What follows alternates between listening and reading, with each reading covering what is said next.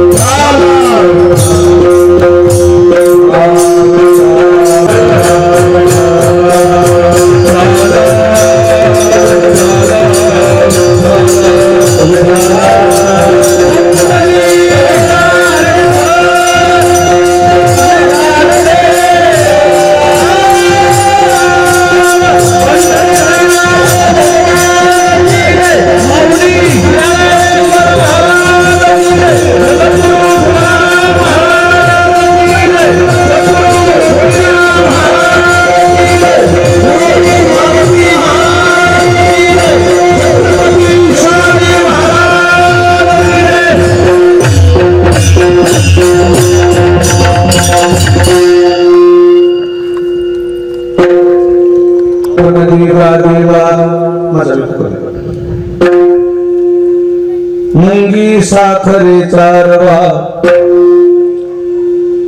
ऐरावत रत्नथोर त्याशी अंकुशाचा मार जयांगी मोठेपण तया यातना कठीण ऐरावत रत्नथोर त्याशी अंकुशाचा मार तुका म्हणे जाण भावे लहानाहुनी लहान ऐरावत रत्नथोर त्याशी अंकुशाचा मार विठ्ठला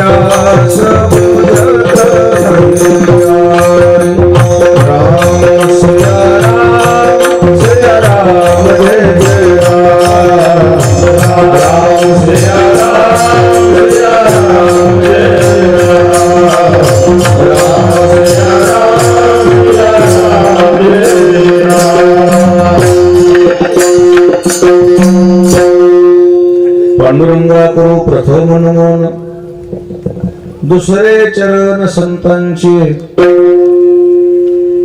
त्यांच्या कृपादाने कथेचा विस्तार बाबाजी सद्गुरु दास तुकार. आज आपल्या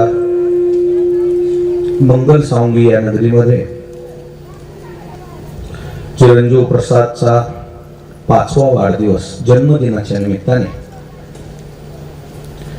कीर्तन व महाप्रसादाचं आयोजन आहे. आयोजक श्री यादवरावजी गणपतरावजी कदम, श्री बालाजीराव माधवराव कदम व समस्त कदम परिवार.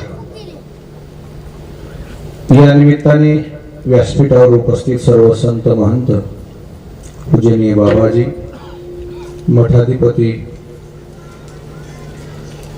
त्यांच्या सर्वांच्या चरणी नतमस्तक होतो. या निमित्ताने उपस्थित सर्व आदरणीय महाराज मंडळी, भजनी मंडळी, गुणीजन मंडळी, श्रोती मंडळी, माता भगिनी, नवयुवक, छोटे छोटे बालक, आलेले आप्त इष्ट स्वकीय सुहृदी पाहुणी मंडळी, जगद्गुरु तुकाराम महाराज संस्थान सोनखेड, श्री नारायणजी अप्पा महाराज संस्थान ढाळेगाव, ही विशेष भजनी मंडळी या ठिकाणी सर्वच भजनी मंडळी आपण निमंत्रित केला. त्याचबरोबर या सर्व कार्यक्रमाचं नियोजन प्रत्यक्ष माझ्याशी भेटून ज्यांनी माझ्याशी संपर्क केला, हरिभक्तीपरायण भगवान महाराज शेंद्रेकर या ठिकाणी उपस्थित आहे. सांगत माझ्याकडे अगोदरच आला होता, पण मी तारीख नाही म्हणतो. आधी हो म्हणलं पुन्हा नाही म्हणलं. तुम्ही म्हणतात आधी हो पुन्हा ना काय म्हणलं, पुन्हा का नाही म्हणले. सायंकाळचं म्हणला होता ते.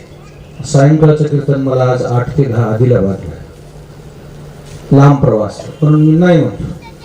भगवान महाराज असे आहेत, ऍडजस्टमेंट इज बेस्ट पॉलिसी. जसं तुम्हाला जमतंय तसं आम्ही करू ना. मी म्हणलं मग दुपारी येईल मी. दुपारी या, आम्ही तयार आहे. आणि म्हणून ही सगळी मंडळी परभणीला यांनी संपर्क केला.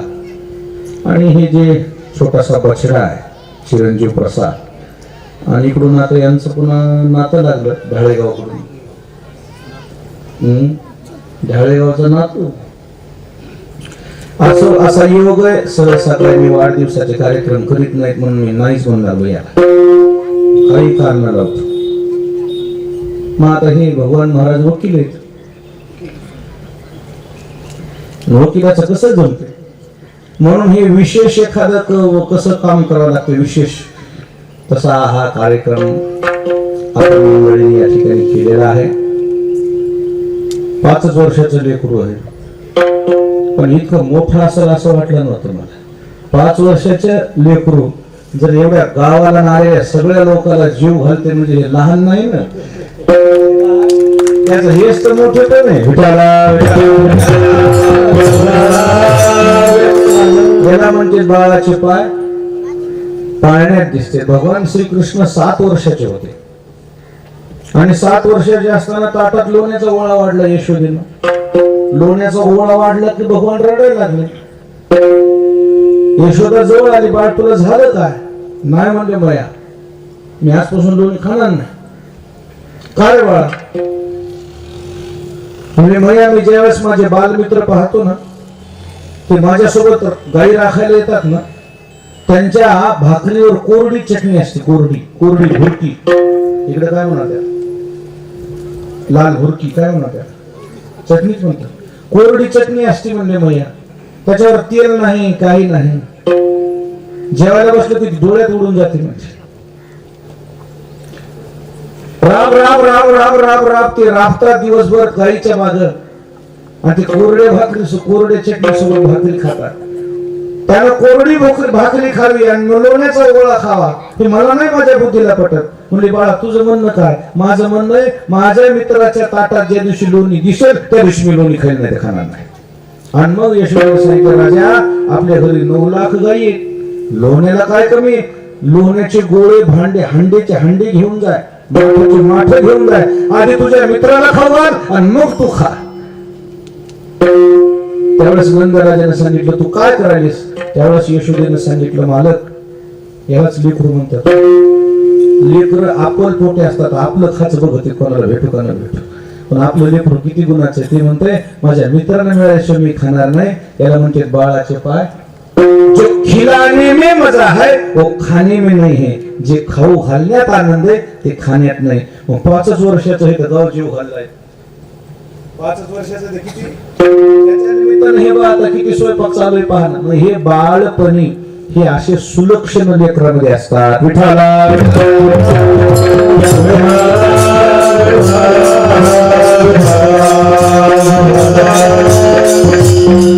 म्हणून आज हा कार्यक्रम आहे महाप्रसादाचा आणि या चांगला उपक्रम आहे.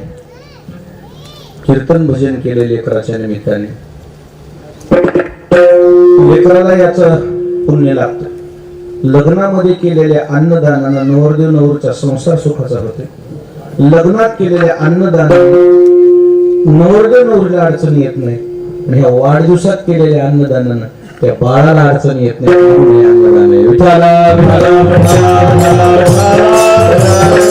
अन्नदानानं होतं काय? अन्नदाने दृढायुषी. अन्नदानाने माणसाचं आयुष्य वाढते. बाळाच्या आयुष्य वृद्धीसाठी वाढीसाठी या कदम परिवाराने हा कार्यक्रम या ठिकाणी आयोजित केला. निश्चितच या निमित्ताने आपण एवढ्या संख्येने उपस्थित झालेला आहात. जगद्गुरु तुकाराम महाराजाचा अभंग सर्वांच्या पाठांतरातला अभंग सेवेकरता घेतलेला आहे. या अभंगामध्ये सुद्धा तुकाराम महाराजांनी लहानपणा घेतलाय. महाराजांचं म्हणणं आहे लहानपण देगा देवा आणि मुंगी साखरेचा रवा. लहानपणाबद्दल महाराज एवढं का बोलतात? त्याचं कारण लहानपण खूप चांगलं असते. ही जी बाल्य दशा आहे, या बाल्य दशेमध्ये जे आनंद आहे ते पुन्हा तारुण्यातही नाही आणि वृद्ध काळामध्ये बी नाही. त्याला माहितीच नाही महाराज काय काय घेऊन नाही. मस्त बिस्किरीच्या बाटल्या भरून घेतल्या, पद्धतशीर आता निघाला बघा तिकडे. ते म्हणत तुला याचे का चल, तुम्ही त्याच्याकडे काहीच बघू नका, त्याचे काय गाणं. ते म्हणा तेव्हा तिकडे बघा कसा आनंद आहे तेव्हा. बस त्याला बोलू आता तसं काय गेलं नाही. कोण रे अच्युत महाराज म्हणला? मौज आहे तीच खरं जीवन आहे.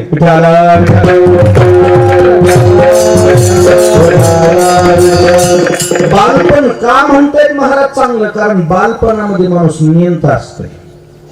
कसं असतं नियंत चांगलं की जाणत चांगलं?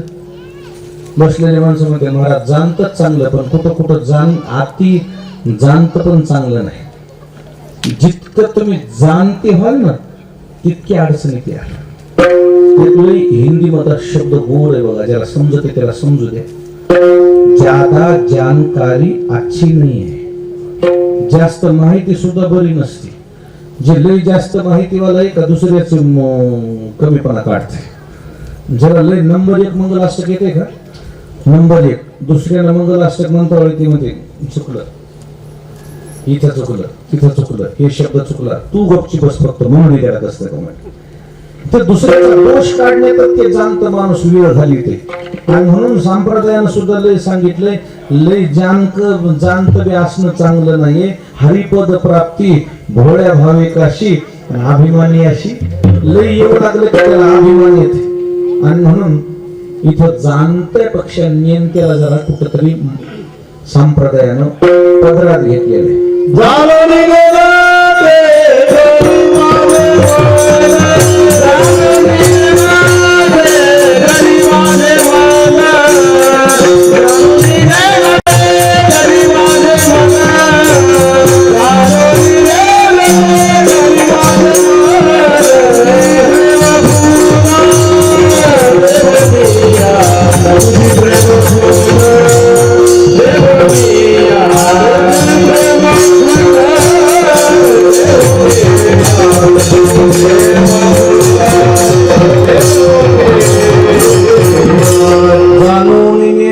करी माझे मन तुझी प्रेम खून देऊन. ए वाक्य ए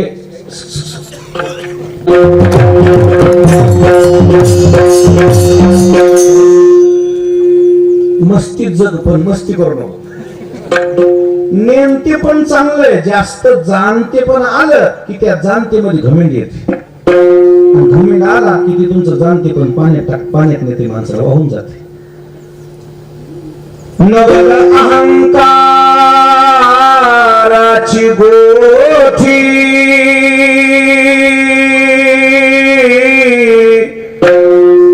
विशेष न लगे अज्ञाना पाठी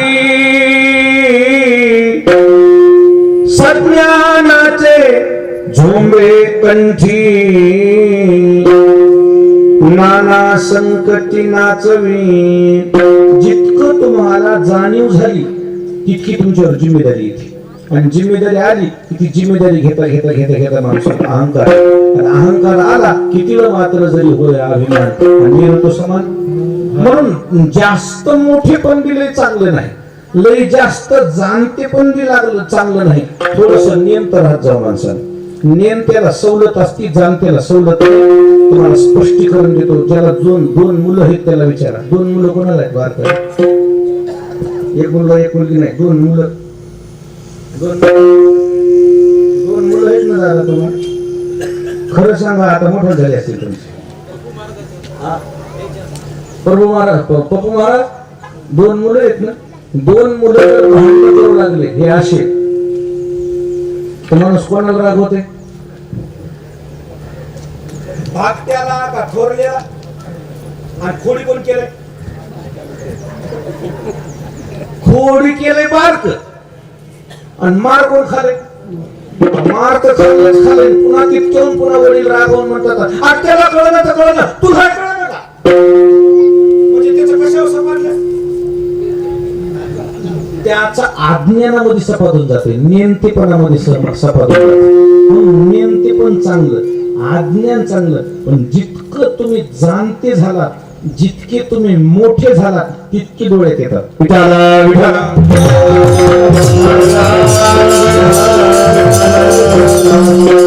म्हणजे बालपण आहे ना, बालपण खरं जगायचं वय आहे. बालपण खरं कशाचं वय आहे? जगून निघायचं वय आहे. जितकं माणूस मोठं होईल ना, तितकं जगणं अवघड होत चालतंय. त्याला जगताच येत नाही. लहानपण म्हणजे इतकं चांगलं. आता एक मोटरसायकलवर नवरा बायको येऊ लागले, बारकं लेकरू मस्त झोपलं होतं. लयच नंबर 1. कुणीकडे गाडी न्यायची तिकडे न्या म्हणला. मला काय घेणं देणं नाही, मला डोळा लागायलाय, मला गपचूप झोपू द्या. त्या लेकराला सांभाळायची कोणाची जिम्मेदारी? आई वडिलांची. त्याला काय घेणं देणं नाही. मस्त झोपलं होतं. सुखे मी निजलो गा शून्य सारोनी परते. लहानपण इतकं चांगलंय. भूक लागली रडा, झोप यायली रडा, रडली की लगेच सोय. पण जितकी तुमची मोठी वाढ होत चालेल तेवढी तुमच्या पाठीमागं कामं लागतात. आता तर लहानपण राहिलंच नाही. आता लहानपण तरी आपल्या काळामध्ये 6 वर्षाचे होते तोपर्यंत आपण काय होतो? म्हणजे आपण शाळेत गेलो, आमदार शाळेत गेलो का आपण? 6 वर्ष झालं शाळेत गेलो. आता अवे तुमचं पण तू सिनियर केजीच्या पुढे सरकार 5 वर्षाचं म्हणजे याला असं नाटक काय म्हणतात त्याला, UKG का काय तरी म्हणतात त्याच्या पुढे सरकार असं 5 वर्षाचं. 2.5 वर्षाचे लेकर शाळेत. किती वर्षाचे? 2.5 वर्षाचे लेकर शाळेत गेल्यावर नुसते बघ होते. मनातल्या मनात म्हणते काय जीव गेला रे, काय त्याचं जगणं नाही, काही जगणं नाही. 6 वर्ष झाल्यावर आपण गेलो शाळेत, आणि मग आपल्याला 5वीला गेल्यावर इंग्लिश आली. कितवीला गेल्यावर? 5वीला गेल्यावर जीवन मस्त. पाटील लेखन एक दोन करायचे, दणकावून सुगडी खायची, नीट घरला याच. आता ह्याला एवढा होमवर्क झाला ह्या बारकेल्याला. होमवर्क शाळेतली ते कोणची बुक हे ट्युशन झालं की शाळा, शाळेतून ट्युशन. ती माय म्हणजे जेलरच, ती आई म्हणजे लेकराची जेलर तरी कमी त्रास देईन. आल्यावर कुठे इथंच होतो आणि चल ट्युशनला जाय, तिकडून ट्युशन आलं की इकडं, इकडून आलं की इकडं. त्याला जेवायला वेळ नाही, त्याला उड्या मारायला वेळ नाही, खायला वेळ नाही, खेळायला वेळ नाही. इकडून आलं की तिकडं, तिकडून आलं की इकडं. काय जीवन नाही त्या लेकरायचं. लहानपण किती चांगलं आहे, ते लहानपण तरी त्याला जगता आलं पाहिजे. लहानपणी लेकराला जगू द्या. जेवढे हे व्हिडिओ काढायला त्याला एक माझी कळकळीची विनंती, एक व्हिडिओ बारका क्लिप माझी व्हायरल करा. सर्व पालकांना, शिक्षकांना माझी कळकळीची विनंती आहे, तुम्ही निश्चित लेकराकडून अभ्यास घ्या, पण रविवार त्याचा हक्काचा आहे तेवढा लाख त्याला खेळू द्या. काय करू द्या? रविवार त्यांच्या हक्काचा आहे, सुट्टीचा आहे, त्याला उड्या मारू द्या, बागडू द्या, खेळू द्या. आणि पुन्हा तर त्यांच्या जीवनामध्ये काही आनंद नाही हो, पुन्हा काही आनंद नाही. रविवार तेवढा त्याचा सुखाचा आहे. त्या दिवशी काही कामाला लावू नका. त्या दिवशी तर तुम्ही परीक्षा पाहिला, त्या दिवशी तर खरी परीक्षा आहे. मग जगावं कधी त्या लेकरांनी? लेकर जगले पाहिजे, खेळले पाहिजे, बागडले पाहिजे. त्या लेकराचं लहानपण हिरावून घेऊ नका. विठाला विठाला.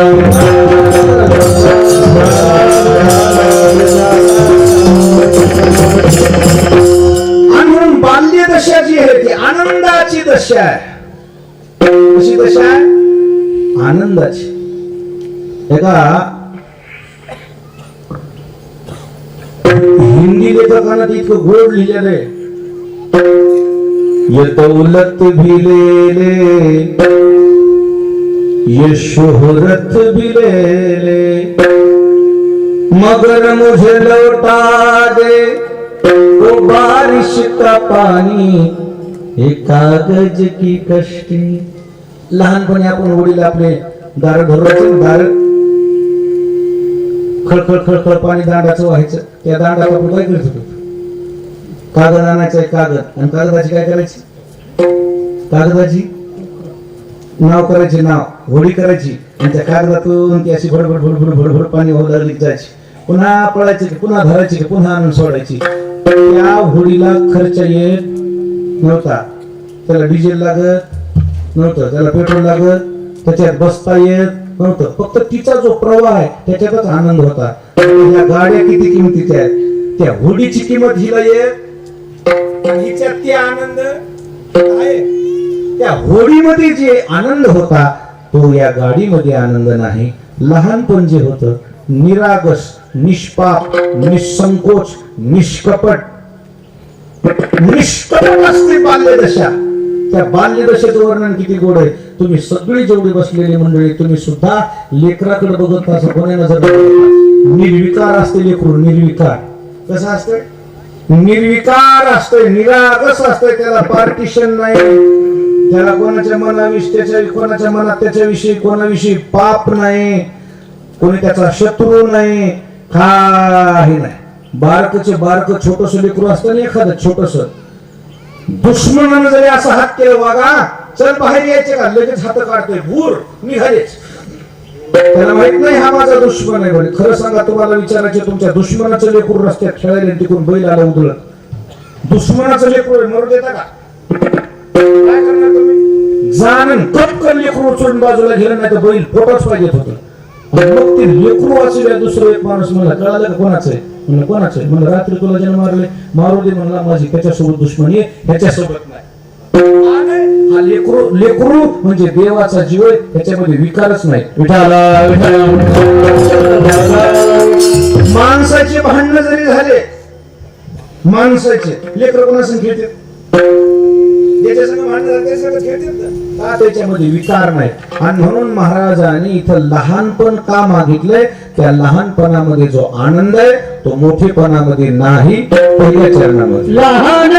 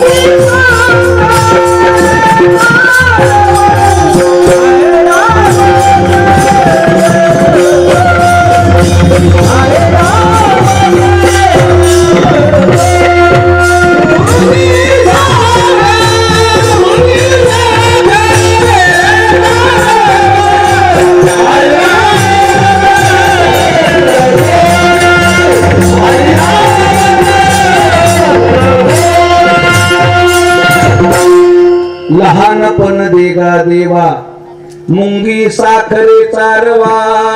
जेवढं माणूस लहान राहील तेवढा आनंदात राहते. भाऊ वाटणे झाल्या भाऊ वाटण्या कोण करते? भाऊ वाटणे झाल्या जमिनीच्या वाटण्या करते कोण? थोरला. शेती शेती शेती शेती थोरला भाऊ घेते कोण? छोट उचलते करते कोण? त्या दोघांच्या वाटण्या करायला मामा बोलली. मामाला बारकच म्हणते मामा काय दादानं कारभार केलेला आहे बरं जरा मयावर ध्यान ठेवा. आणि म्हणजे मामा शेवटी मामा शब्दाचा अर्थ आहे आईचं दुसरं रूप. मामा शब्दाचा अर्थ काय आहे? आईचं दुसरं रूप. मामा शब्दामध्ये दोनदा मामा शब्द येते. मा हिंदीमध्ये मा शब्दाला काय म्हणतात? आई. हिंदीमध्ये आईला काय म्हणतात? मा. आणि मामाला किती वेळा आले मा? म्हणजे मामा हा आईच्या तुलनेत आईपेक्षा दुप्पट प्रेमळ असतो असा त्याचा अर्थ आहे मामा. मी काय कंस मामाचा सांगतो. सख्खा मामा जो असतो दुप्पट प्रेमळ असतो. आमचा मामा इटलापूरच्या परभणीच्या जवळचाच देशमुख इटलापूर. मी त्या गावात गेलो. आमची गाडी दिसली की आमच्या मामाचे डोळे डबडब पाण्यात भरायचे. सगळे लोक म्हणायचे रंगाचा तुम्ही असं आवडलं म्हणजे लेकरू दिसले की मग डोळ्याला डोळ्यात भरून येते. आणि आमचा मामा आमच्या जवळ बी येईना. मला वाटायचं मामान मला बोला.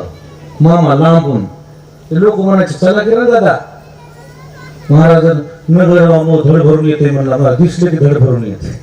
आणि मग कीर्तन सुरू झालं की आमचा मामा तितक्या लांब धडधड आरडायचा. आडवं झाडाच्या पलीकडून पुढे दिसायचं बी नाही. मला फक्त पटका ओळख यायचं. तिकडं बघायचं आमच्या मामाचं पूर्ण उपर्ण ओळख व्हायचं. मग सगळं कीर्तन झाल्यावर जिकडे तिकडे गेल्यावर ते आमच्या गावातले त्याच्या मामाच्या गावचे लोक म्हणायचे दादा तुम्ही असं काम करता? कारण म्हणले मला काय हुरूप मावं तुम्हाला काय सांगा. मला जे आनंद आहे ते तुम्हाला काय कशा शब्दात सांगू म्हणले मी. मला काय आनंद आहे. माझ्या लेकरानं एवढं असं कीर्तन हे इतके 1000-2000 माणसात बोलायले म्हणजे बोलायले मला नवल वाटायले म्हणजे म्हणून मला रडू येतंय. म्हणजे आईच्या नंतर मामा हा कोणाच्या तुलनेत असतो? कोणाच्या तुलनेत? आईच्या. म्हणून वाटण्या करता वेळी दोघा भावाचं जमन गेलं कोण वाटण्या करते? मामा. आणि मामाला आदल्या दिवशीच म्हणतोय की मामा मोठ्या भावानं कारभार केलेला आहे बरं. त्याजवळ का आहे कोणाला ठेवा नाही. मला वाहिलं काढल्यावर मला वैद्य घ्यायला सुद्धा पैसे नाहीत. मग मामा हळून गावाजवळची खाली एक त्याच्या नावाला ठेवतोय. कोणाच्या नावाला? बाकी तिकडं 8-8 एकर गेलं दोघाला कुठं माळात. आणि खाली म्हणल्यावर ते मोठा भाऊ म्हणला मामा तुम्ही असं काऊन तुझा भाव? अरे ते लहान आहे त्याला कसं आहे? त्याला कळत नाही याच्यात. त्याला बैल नाहीत. जाऊ दे की त्याला बैल ढोरा तिथं बांधायला आखाडा. मामा पण असं कसं अर्धी खरी मला राहू द्या. तो तिथं बांध आखाडा कर तिथं रोडला. मामा मला इथं गावाजवळ तुला नाही म्हणाला ना. कामून सांगलं पलीकडे त्याला कसं आहे ते फक्त वडील आहे आणि कुठेही जा फायदा कोणाचा होतो? ते धाकट्याचाच फायदा होतो. म्हणून जितकं तुम्ही धाकटे असता विचारा ह्या बसलेल्या माय मावलेला मोठ्या पोराला तुम्ही जेव घालता का धाकट्याला जेव घालता? बाई कोणाला जेव घालता? आणि ते मोठं जे हे का नाही मोठं मिसळत नाही बरं धाकट्या. मला तर काय सांगा मला हे दोन आहे तर ते धाकटं पोरग झाल्यावर मला मोठं पोरग म्हणाले पप्पा काय याला गंगत नेऊन टाका आपल्याला लय चळवायले. आपल्याला झोपून द्यायला. मग मला इथं झोपायचं नाही तुमच्या तिथं. मग तुम्ही ते बघा ते जवळ यामुळे तू पलीकडे सरकले त्याला येऊ दे. ते बारक म्हणाले मी तुला मारी काय केले? म्हणजे बारको त्याच्या छाताला बसलो आणि त्याला वर पडायले. कोणाला वापरून जाते? ते म्हणला माझी माय मजाच बाप मजाच माई जवळ माझ्याच बापाजवळ मला झोपू दे नसू दे. याला गंगट नेऊन टाका म्हणाले लय चळवायले. मोठ्या माणसाचा मोठ्या लेकराचा लाडच कमी होते. कोण झाले? त्याला असं वाटतं हे उगच झालं. आणि मग ते दोन्ही जेव्हा बसल्यावर त्याला वाटते मला चुरून द्यावं, मला खाऊ द्यावं, मला खाऊ घाला. पण माय म्हणजे तो हाताने खायले खाय गुणानं मोडून धरून त्याला मला त्याला कसं खाऊ घाल. आज ते लहान आहे.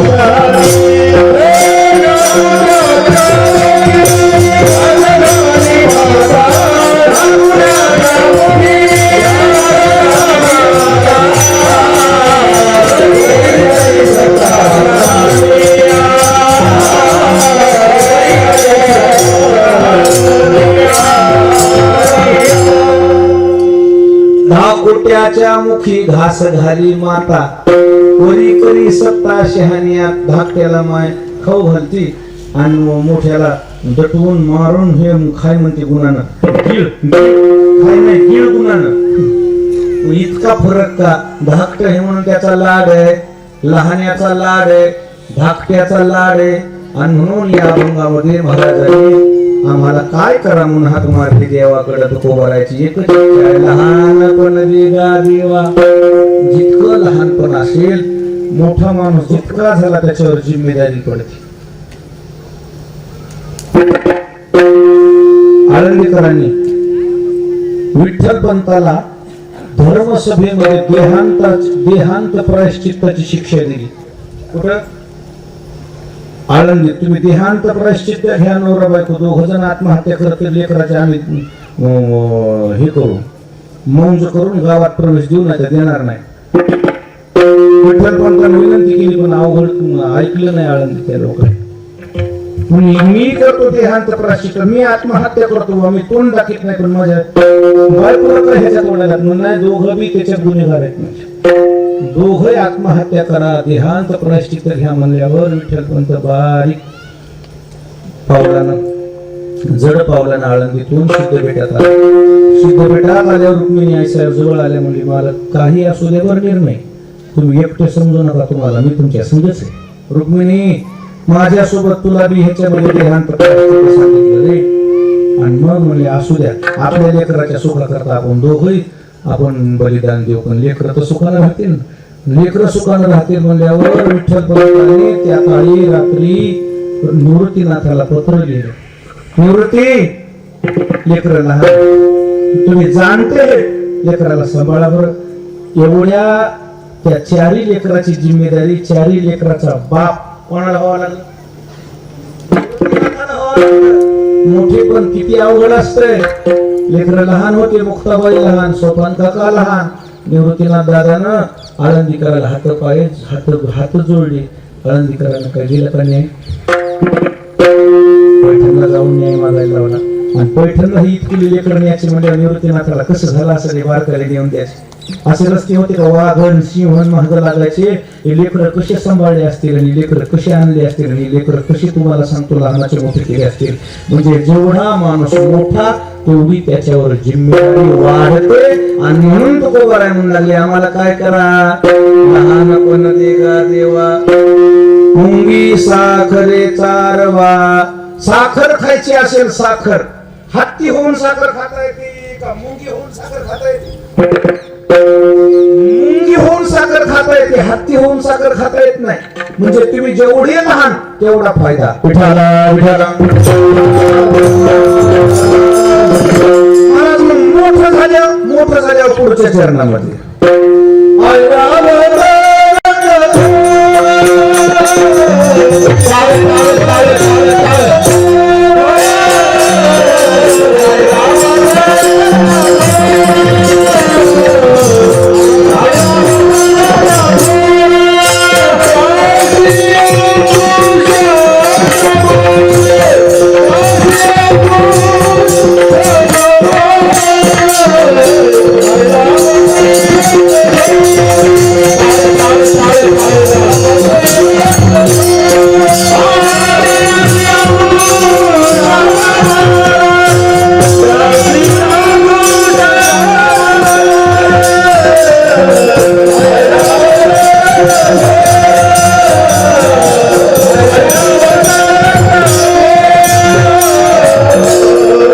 ऐरावत रत्न थोर त्याशी अंकुशाचा मार. जितकं मोठं तितकं मार बी तसाच आहे. महापुरे झाले जाते. एवढं गोष्ट सांगितलं मोठी. जितकं मोठं तितकं मार बी जास्त आहे ना. तुम्ही म्हणता मार कसा? हत्ती माहिती आहे तुम्हाला? हत्ती हत्ती बघितला? हत्तीवर बसलात का? हत्तीवर बसल्यावर लक्षात येते हत्तीचा जो ड्रायव्हर असतो चालक कुठं बसतो? मस्तकावर. मग हाती चालवायचा कसा? हाती थांबवायचा कसा? चालवायचा कसा? घोडं थांबवायचं कसं? लगाम. चालवायचा कसा? रिकिबीनं चालवायचा, नाहीतर चापकानं. हत्तीला कसं आहे सगळं मिळत? त्याला येसन बी नाही, त्याला गाठलं नाही, त्याला मोरकी नाही, त्याला कानी नाही. चालवायचं कसं? मग ते थांबवायचं कसं? चालवायचं कसं? कलवायचं कसं? जे वर बसलेला ड्रायव्हर आहे का त्याला माहूत म्हणतात. माहूत. मग तो माहूत जो आहे ना, तो माहूत चालवतो कसा? त्याच्याजवळ एक अशी बारीक अशी एक लोखंडाची एक त्रिशूळासारखी एक अशी गोष्ट असते. त्रिशूळाला किती असतात फण्या? 3. आणि त्याजवळ जी एक असते एक फणी त्याला म्हणतात अंकुश. अंकुश. मला वाटतं तुमच्या मुलाचं नाव अंकुश आहे का? अंकुश आहे. आपल्या भावाचं नाव अंकुश आहे म्हणजे मला ऐकत ध्यानात नाही. अंकुश हे एक शस्त्र आहे. कशाला वापरलं जातं ते? हत्ती चालवायला. कशाला? हत्ती. हत्तीवर बसलेला जो अंकुश तो माहूत आहे तो त्याच्या हातातलं जे शस्त्र आहे त्याच्या हातात त्याला म्हणतात अंकुश. मग तो अंकुशाच्या जीवावर हत्ती कसा चालवतो? हत्तीच्या मस्तकावर 1 रुपया एवढी जागा, 1 रुपया एवढी जागा इतकी नरम असती माणसाच्या जिभीसारखी. किती असती? माणसाच्या जिभीसारखी मुलायम. त्या हत्तीवर बसलेल्या माहूतानं ते असा दाबला ते हत्ती जागेवर चाकळत. काय करते हत्ती? इलाजच चलत नाही. जसं तुम्ही यशनीला कसलंय जनावर राहू द्या, कसलंय खिल्लार जर राहिलं, आवडतंय कशावर? कशावर आवडतंय? यशनीवर आवडतंय. तसं ते हत्ती त्या माहूतानं फक्त कशावर आवडतो? मस्तकावर 1 रुपया एवढी त्याची जागा असती स्मूथ, इतकी नरम. त्याला दाबला नख जरी दाबलं तर हत्ती जागेवर मायरो बापो म्हणते. नख जरी दाबलं तर हत्ती जागेवर थांबते. म्हणजे एवढा मोठा हत्ती असून सुद्धा कशाचा मार आहे त्याला? त्याशी अंकुशाचा मार. म्हणजे जितकं माणूस मोठं दिसतोय त्याचा मार दिसत नाही, त्याला मुका मार असतोय. विठाला विठाला.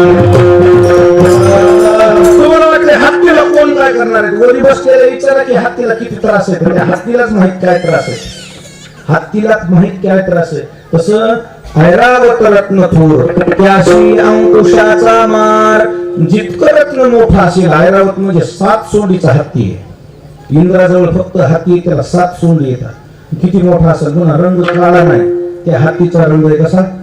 पांढरा हत्ती. त्याला खायला किती लागत असेल आणि त्याला सांभाळायला किती अवसान लागत असेल. पुन्हा ते चलत बी नाही, मग ते उडतही बी हवेत. एवढा मोठा हत्ती, इतका मोठा अधिकार असताना त्याच्या मस्तकावर त्याला किती मार आहे त्याच्या जीवाला माहित. ऐरावत रत्नथोर त्याशी अंकुशाचा मार. तसं जितकं माणूस मोठं झालं तितकं मोठं झालं की त्याला काय त्रास असतंय? 3ऱ्या चरणामध्ये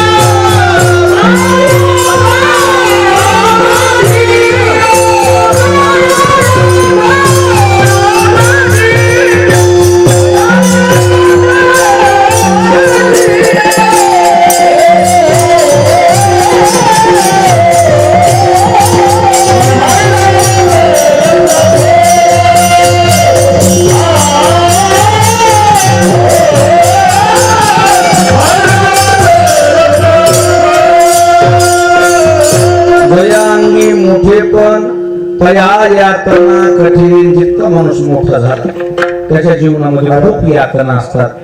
काटेरी मुकुट असेल, काटेरी असू दे आता काय म्हणणं करावं.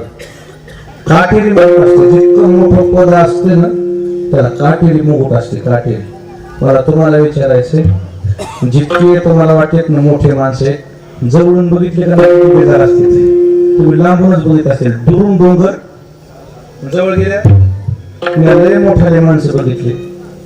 ते मोठाले माणसं बघितल्यावर मला वाटतं आपणच बरे. आपण काय जेवण जातोय, काय समाज काय झोपी लागत आपल्याला. हा त्याला झोपीच्या गोळ्या आहेत रोज अशा पसा सकाळी गोळ्या न्याऱ्या, दुपारी न्याऱ्या, सांजच्या पारी न्याऱ्या. आणि पुन्हा खायला जर विचारलं चहा करायचा का फिका करा, कसा करा चहा, फिका करा का नाही म्हणला शुगर आहे, बीपी आहे. आणि ते विचारू नका किती बेमारी आहेत का आहे का, त्याच्या जीवनामध्ये किती त्रास असते त्यालाच माहित असते. तेच सहन करू जा.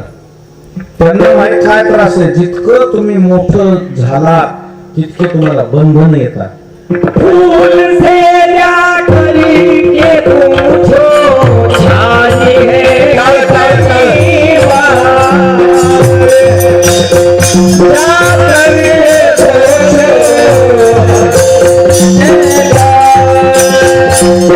रात भर कांटों पे सोया जान पर आने लगा।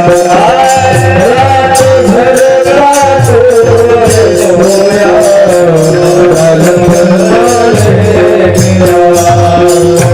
माटी घुमेगा तुम्हारा हरि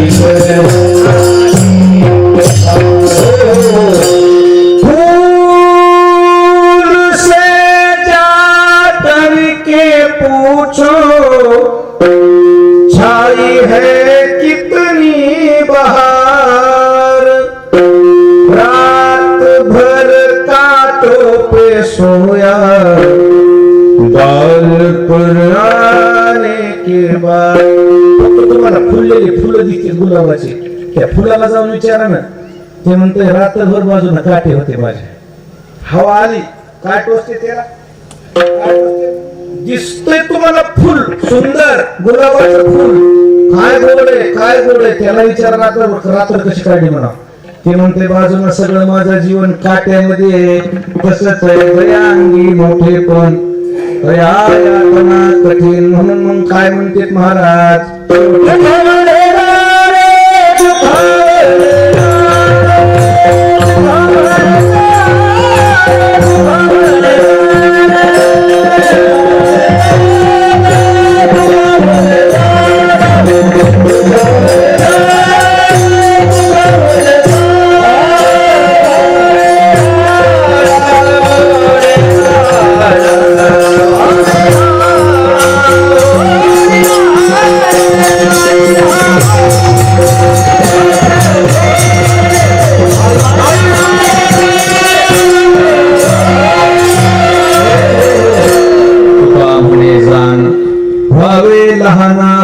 लहान तुकोबाराय म्हणजे त्यामुळे माणसाने लहान व्हायचं बघावं.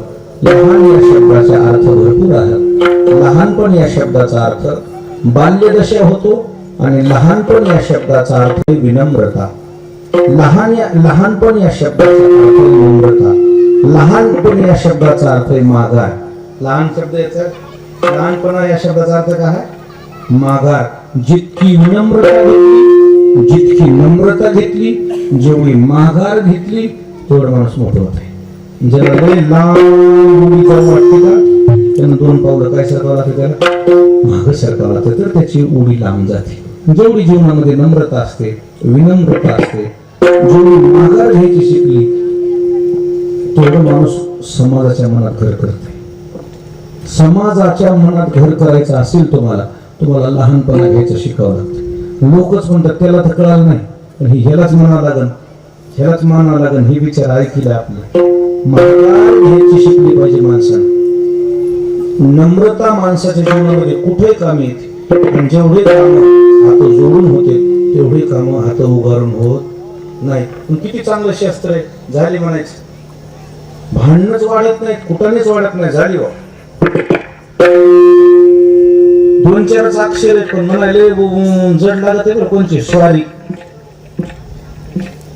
काय म्हणायचं स्वारी म्हणायचं बारकाले लेकर तुम्ही घरी द्यायला म्हणा दादाला स्वारी म्हणत नाही म्हणला मी स्वारी म्हण दादा ना ते मोठा म्हणत नाही अजिबात नाही मग बळच त्याला म्हणत मग तुला मी चॉकलेटच देणार नाही आणि मग स्वारी स्वारी म्हणता वेळेस सुद्धा कसं म्हणते माहिती का स्वारी म्हणजे म्हणायला धाडस लागते काय लागते धाडस लागतंय नम्रता घ्यायला धाडस लागते अजून एक शब्द बोलू का तुम्हाला मारायला धाडस लागत नाही माफ करायला धाडस लागते माफ करायला धाडस लागते आणि म्हणून सॉरी म्हणलं झाली म्हणलं चुकलं म्हणलं झालं ना मिटलं ना पण हे जे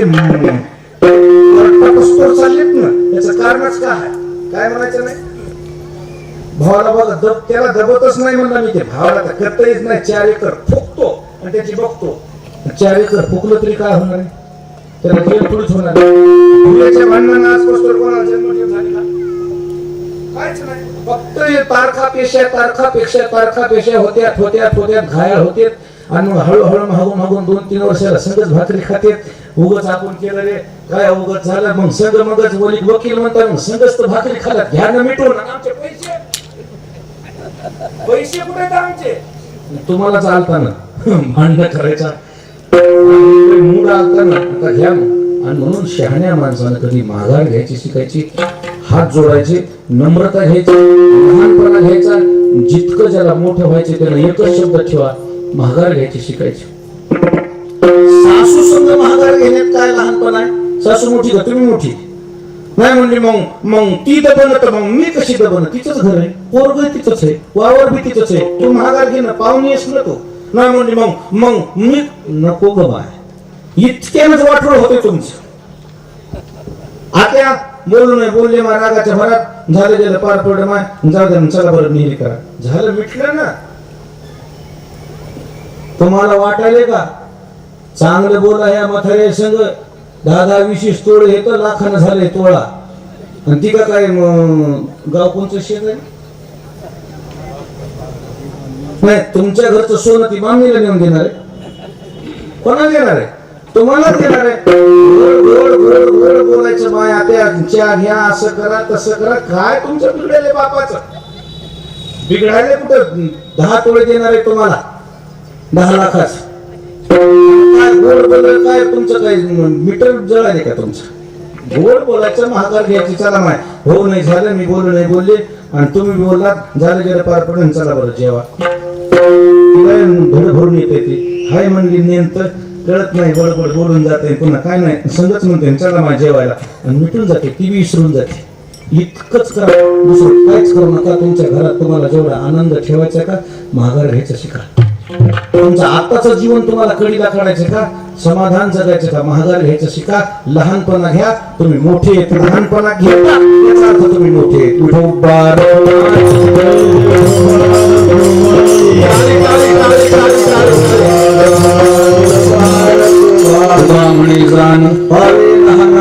लहान ऐरावत रत्न थोर त्याशी अंकुशाचा मार पुन्हा या कदम परिवाराने हा जो अभिष्ट चिंतन सोहळा ठेवला प्रसादला आपल्या सर्वांच्या वतीने अभिष्ट चिंतनाच्या भरभरून हार्दिक शुभेच्छा देतो आणि आता मात्र मला कुठं इकडे तिकडे नेऊ नका मला गाडीत बसवा मला आदिलाबादला कीर्तन आहे मला जाणं आणि मी ह्या गडबडीमुळे मी तुम्हाला नको म्हटलं होतं पण भगवान महाराज म्हणले तुम्हाला ज्या वेळेला देता येते जसं देता येते तसं आम्ही करू आणि मग त्यांच्या हिशोबाने मी दिले शिवेला इथं पूर्णविराम ज्ञानेश्वर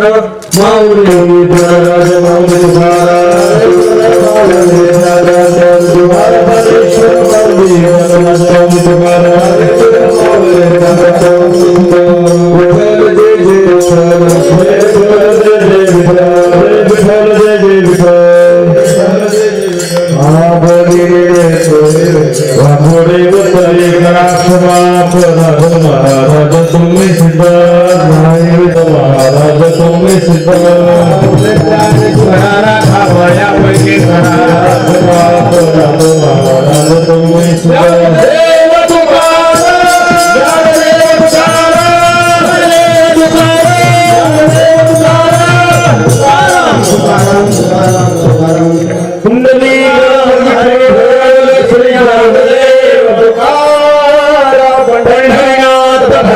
भगवान की जय गौरी नरेश्वर महाराज जगदीश तुकाराम महाराज की जय पवन सुत हनुमान महाराज की जय गावातले कोणी असे टाळ उचलाय टाळ उचला असं गावातला कोणी असे